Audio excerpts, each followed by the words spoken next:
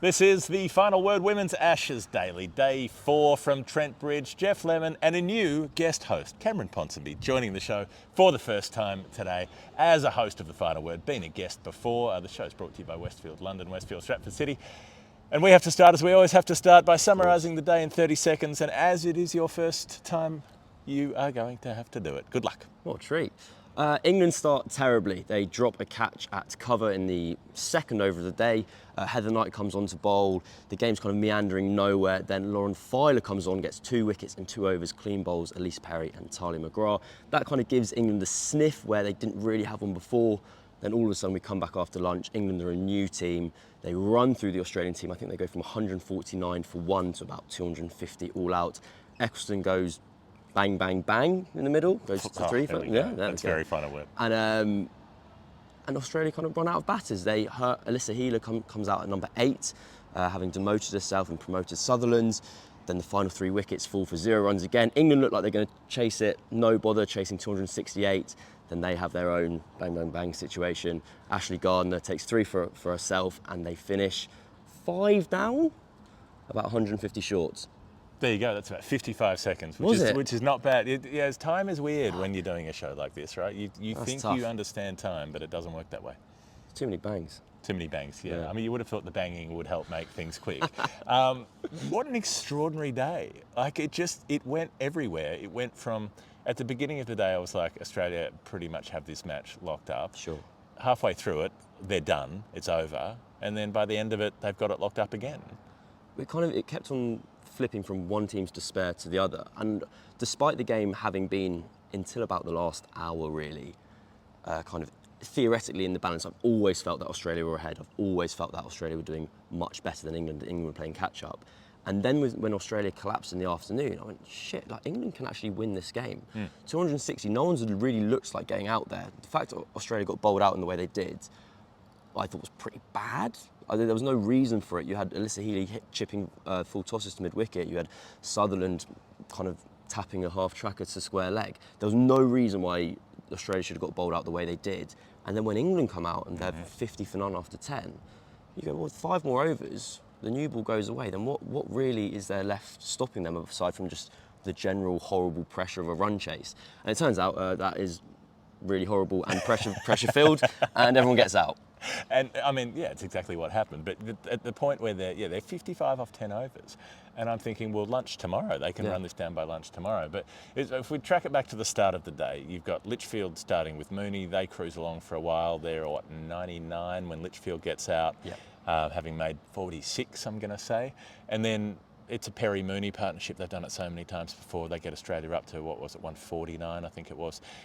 And they just look completely settled, right? They're going to bat forever. That's what they do. And then it's the intervention from Lauren Filer. Now, we were impressed with her in the first innings. She was exciting in the first innings. Got Perry out, bowled with rapidity. She bowled the second fastest delivery ever recorded by an England woman today. And suddenly, she's bowling gas and it starts to create problems. Perry gets up on her toes and plays one down onto the stumps. And then the one that goes through Talia McGrath that smashes her pad outside leg stump and spins back onto the stumps. It was just pace. They weren't expecting that level of pace, and that did them in. And I was quite surprised that she came on so late in the day.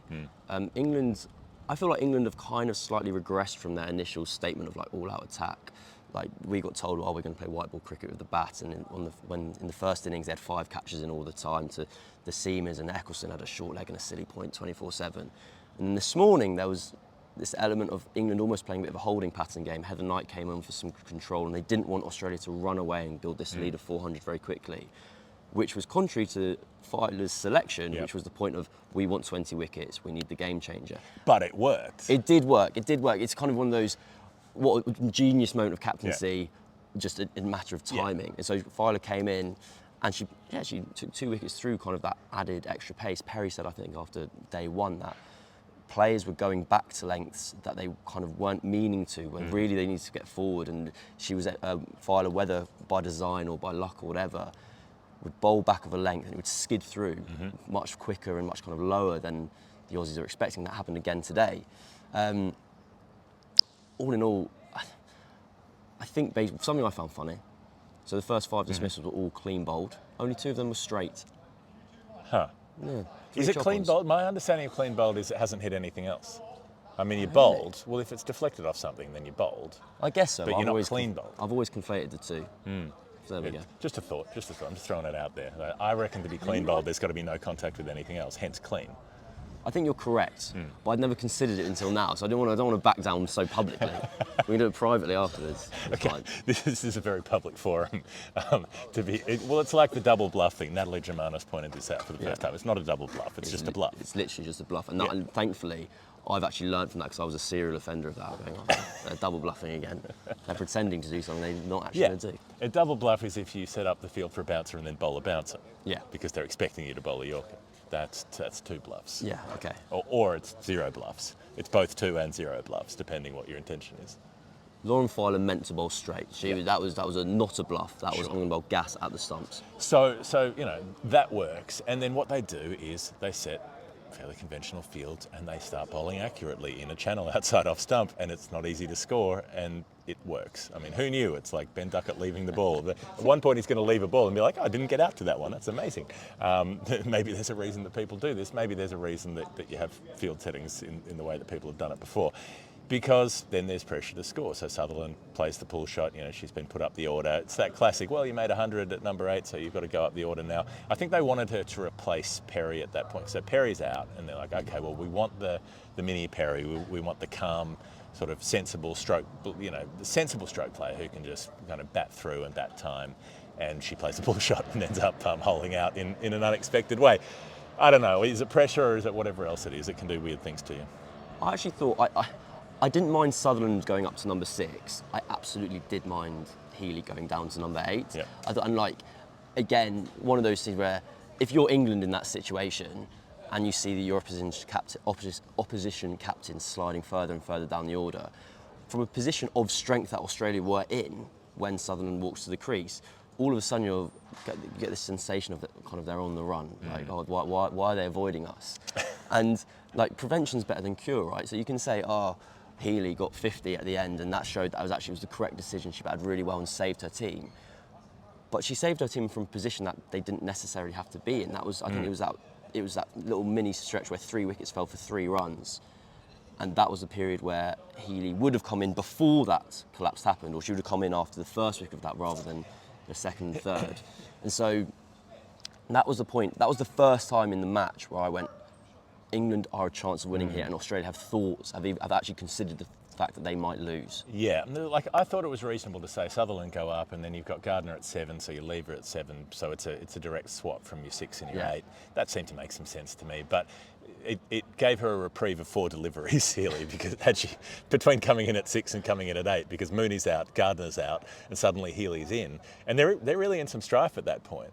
They were in loads, and also what made me laugh when Healy didn't come in at 6 and didn't come in at 7 was I'd seen her having a net this morning, and in my head I went, "Fucking hell, how bad was that hit?" That you just go, you're like, "No, I'm not going in at 6 today. I'm gonna shuffle down."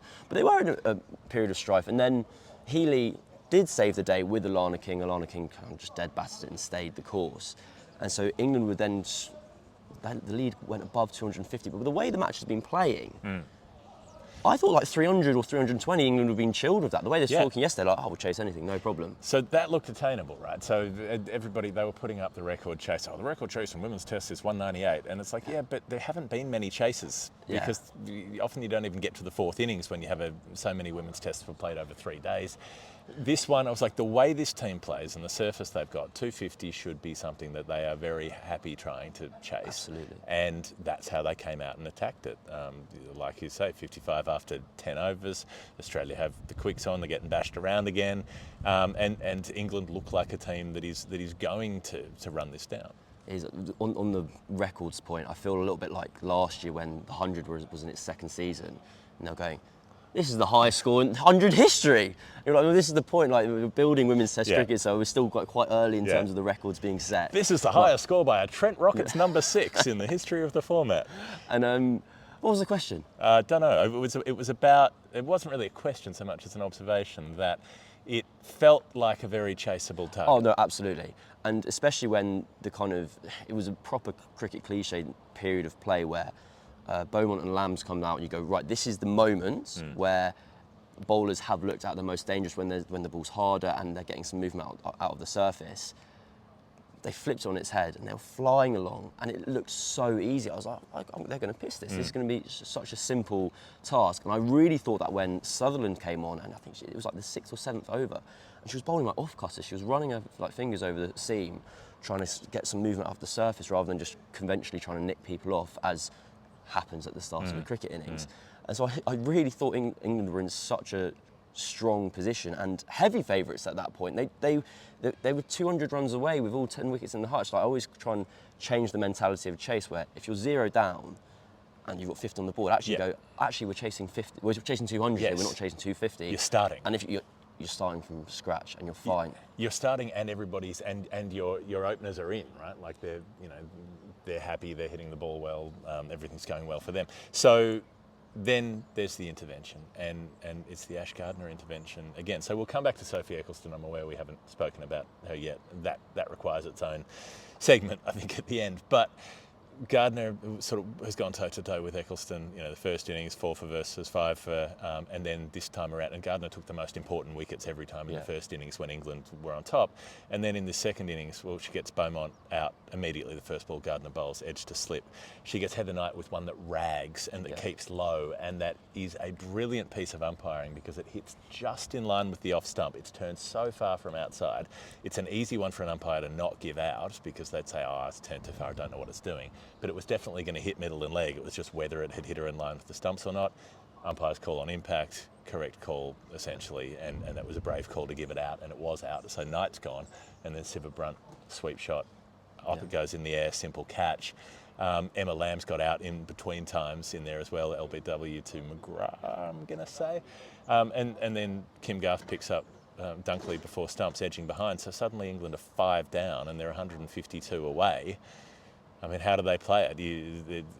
The press conference, they were bullish about continuing to attack. If they don't come out and try and chase it, if they start blocking it, you're calling nonsense on a lot of things. Like, what else can you believe then? If you get told one thing forever for the whole game, that we're going to go and chase, no one's interested in a draw, we're going to keep going, we want to play entertaining cricket, they've got to come out and chase. I think they'll be fuming at themselves about the method of dismissals to Gardner. Like, yes, the delivery to Heather Knight was a great ball and it's ragged, and morally LBW in my head. I was like, even if that's hit her just outside the line, it's smashing middle, so it's out. Yeah, if you miss the ball and you get hit on the pad, it was like the Beaumont one from King in the first morally innings. out. Okay, 2 millimetres outside leg stump, but a leg spinner from over the wicket who's drifted it and turned it back and is hitting middle. I mean, that should be out in some universe. I hadn't even considered that he was going to pitch outside leg, that Beaumont one. So Heather Knight, cool, you've got a good ball. Beaumont's nicked basically a full toss. It's sort of like a Yorker length delivery. And Siva Brunt has kind of gone to sweep and the ball was almost shorter than she was expecting, so she's almost playing like a one-need pull shot, and it just goes up in the air and you go, you three are literally England's best players. You are the backbone of this team. And for 2 of the 3 to depart in such tame fashion with a match there to be taken, it's heartbreaking. It's kind of a further example of this time yesterday, England had got themselves back into the game and hauled in Australia's 470. And their last 4 wickets fell for 15 runs, which is relevant to tomorrow. And then they bowled shit for an hour and a half. And actually, the dust settled, everyone went, wait, that was a real missed opportunity, and we're having that same feeling again today of England missing another opportunity, basically. Exactly. A word we've heard Heather Knight say a lot over the years is gutted. That's her go-to word when disappointed about a loss. But you would be, like England supporters would be. There was such a good crowd that turned out today. They were loud, they were into it. And from that point of thinking that, they're in the box seat to win this game, to being 5 down and in all sorts of trouble. I mean, yeah, sure, maybe, Danny White wins it for him tomorrow with a blazing 100, and that'll be great to watch if it happens. But history's against that happening. The Ecclestone, the 10-wicket match, I mean, the response to that, I'm coming to that from the crowd because, I was down here watching it on the boundary line when that happened. What a moment. I mean, what a performance. There have been, I reckon about 10-wicket matches in women's Test cricket, not many. There might have been 3 or 4 for England. The last one was 20 years ago. Ecclestone bowled 77.1 overs in the match. For someone who normally bowls 4 and occasionally bowls 10 in a limited overs game. You know, she bowled 60 odd in a test match against India when they last played, but there's almost no preparation for this kind of workload. And the quality, the work she was putting on the ball, the length, the drift, the pitch was just as good at the end of those 77 overs as it was at the start, because she picks up a couple at the end to close out the innings. It's remarkable. There were two things that I kind of loved and remember mainly from her kind of overall performance. One was how controlled her line was. She was often bowling with a short leg, one fielder out on kind of deep square and then like a mid wicket. That was her only leg side protection, and everyone else was kind of around the leg side. Any time you get too straight, she's going for runs. She never did. She's gone at 2 and over across the test match. And the second thing I loved was when the England team watched the review for the 10th wicket, the LBW, they were watching it from way over in the corner by the boundary because Ecclestone had gone and they'd all sprinted after their kind of like runaway spinner. And then as the review came through and came back as umpire's call, like Ecclestone sunk to her knees and like sunk to the ground, just exhausted and elated in like equal measure basically. And it's a historic performance, full stop, regardless of Ashes or whatever. Like she's almost got her own new ball. She's almost bowled 80 overs. Like, she's done all of it. And, yeah, what else can you say? Yeah, it would be extremely, extremely disappointing for her if they don't pick up a win off the back of that performance. That felt Hall of Fame worthy, that Ecclestone sinking to her knees, so perhaps now is the time to come to the Final Word Hall of Fame. The Hall of Fame. It's when we pick our most final word moment of the day, the things we enjoyed generally, sometimes the things we didn't. It's brought to you by Westfield London and Westfield Stratford City. More extra, less ordinary. They were playing Major League Baseball in London over the weekend, so that's what we've been chatting about, because you can go to Home Run House at Westfield and hit dingers if you want. You can go to sixes and hit cricket balls, or you can go and hit home runs. I don't know if you knew that. I mean, you've lived in the UK. Well, I never have, but you've spent more time here than I have. I'm aware of sixes. I'm now aware of home run house. Home run house. Yep. That's a bit more of me actually. Yeah. I'd be more intrigued with that. I don't want to go for a net. I don't want to go for a net for like drinking fun. I want to. Is that at Westfield as well? Yeah. I'd love to go there actually. That's what I meant. That's what I meant. I want to go to both in equal measure, at both Westfield Stratford and Westfield London, right by Shepherd's Bush. It is right by there where all the Australians go, so it did feel like a homecoming when I went out there a few weeks ago. There's also the bat and ball place where you can play darts and you can do karaoke and you can play beer pong and whatever else you want to do. Things that I would have never considered doing at a Westfield, you can do at a Westfield here. Pop them into your favourite search engine and find their website, and you can figure out all of the hundreds of things you can do there. I'll probably be having to go there before Adam's wedding so I can get something acceptable to wear. I'm not the person who's already been going there. That's a whole. Check out Twitter if you want to see the odyssey of the suit buying at Westfield. But let's come to our Hall of Fame moments. I'm going to throw in the little nick on the edge of Alyssa Healy's bat on naught. The first ball. Now, those who are paying attention will know in the Canberra Test in 2022, made a pair. Duck in the first innings here, drops down to number 8, edges the ball, and Amy Jones is keeping up to the stumps and doesn't hold on to it. Had she held that catch, I mean, England are probably winning the Test match because... That's a tough one, Amy, but yeah. 50 more runs. She added, 70 with Alana King.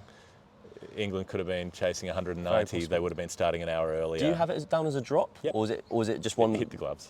It brushed the gloves. It's very quick visual for you, that. Yep. Touch If it touched the hands. If you're a good enough keeper and you are keeping up to the stumps to a medium pacer, you have to be able to take those. Okay. And if you're not, I mean, why be up to the stumps to someone first ball? It could have been it probably would have been too low. It would have bounced before it reached you if you're standing back. But I get the idea of like coming up to stumps is you're also like dragging the batter back into the crease to increase your chances of like LBW. But I haven't seen a replay of it well enough to understand the deflection. Like I remember being surprised about 2 minutes later. I went, oh, she's nicked that. Like what's happened there? And kind of because also to your point, her back foot lifted a couple of times. So actually when I first saw, I went, that's a missed stumping. So actually what was Amy's having a tough 30 seconds here. We've gone drop and missed stumping, cost the Test match. Have a bat tomorrow. So there you go. Yeah. I'll get Perry on and see how that works out. See the Hall of Fame yesterday. Anyway, the fact that it would have been an Audi, which is what they used to call Mark Waugh, making 4 ducks in a row. And she managed to avoid it and then make a potentially match-winning 50. That's quite the turnaround. It is a turnaround. I just can't. I can't get my head round like. your captain, your leader, someone who's an inspirational leader as Alyssa Healy, going, I haven't scored any runs. I'm gonna go down to 8 actually, and then nicking off first ball, but just still being there. Yeah, I mean they would have. I'm sure people are piling on for going down to 8, but had she gone down to 8, nicked off first ball and made 4 ducks in a row, the pile-on would have been much more severe. Or weirdly makes the move down to 8 more deserved because like you can't see it at the moment actually. Down to 12. What did you have for Hall of Fame? Mine was more of a simple. So for second over the match of the day even. Kate Cross drops a complete dolly at cover off the bowling of Sophie Ecclestone. Ecclestone's head in hands, in disbelief, not really sure what she should say to her friend who she currently hates passionately. And then, thank goodness, a couple of overs later, Cross gets the wicket because drop catches, any drop catches, but bad ones in particular, make me feel like ill. I get really, because I know how horrible that feeling is and how much pressure then it adds onto you. Then Cross gets Lichfield, all amends made, everyone in the middle, 10 England players running in celebrating, and Sophie Ecclestone down here at fine leg walks in, not a smile on her face. She's like, it's my fucking wicket. Like, okay, why don't you catch it? But there we go.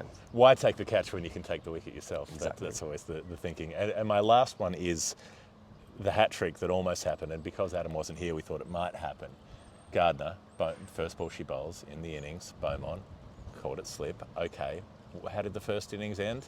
Beaumont bowled Gardner sweeping across the line. You can still take a hat-trick across 2 innings in a first-class match. We so nearly had a hat-trick in which 2 of the wickets were the same player. Has that ever happened? I don't know. I have no way of trying to figure this out. But maybe in first-class level. I'm pretty sure it hasn't at test level. But let us know in the comments or send us a message or whatever if you know something about this. I mean, I saw, I refreshed my Twitter feed, and without wanting to give away trade secrets, I actually am, I do a lot of the social media for this show, and I saw the final word has tweeted, and I went, I haven't done anything. And then I looked and I saw, and I knew straight away, I was like, this is Jeff's areas, and you tweeted the first ever hat-trick potentially with 2 dismissals from the same player. And I was happy for you, basically. That was mainly, I was happy for you. I hadn't noticed it at all. It hadn't even sprung to mind. Mm-hmm. But I'm sorry we came so close to something amazing. It was deeply, deeply final word. And this is deep into the final word. Let's wrap it up here, the Women's Ashes Daily. Thanks to Cameron Ponsonby for joining the show. I'm Jeff Lemon. If you want to see what we do, patreon.com/thefinalword is where we are hanging out, and the show's brought to you by Westfield, more extra, less ordinary. We'll see you on day 5. It'll either be a thrilling win for England or an Australian victory that looks a little more likely at this stage, but we don't know what happens till we play the match. We'll see you tomorrow.